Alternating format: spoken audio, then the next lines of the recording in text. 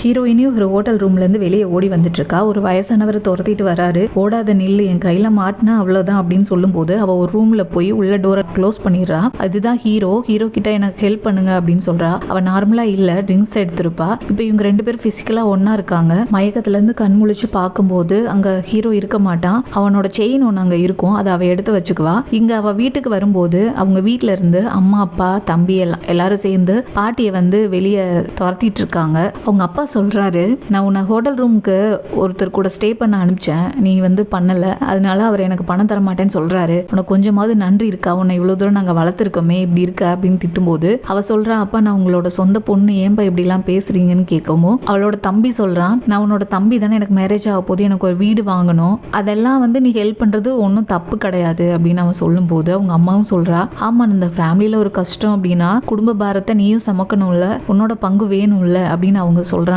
மாறி மாறி திட்டுறாங்க. அப்ப அவங்க பாட்டி சொல்றாங்க, உங்களுக்குலாம் கொஞ்சம் கூட மனசாட்சியே இல்லை அப்படின்னு சொல்லும்போது அவங்க அப்பா சொல்றாரு, ஆமா எங்களுக்கு மனசாட்சி இல்லை, எனக்கு பணம் தான் முக்கியம், நீ பணம் சம்பாரிச்சு தர முடியல அப்படின்னா நீ இந்த வீட்டை விட்டு கிளம்புங்க அப்படின்னு சொல்றாரு. அப்போ ஹீரோயினி சொல்றா, சரி நான் பாட்டி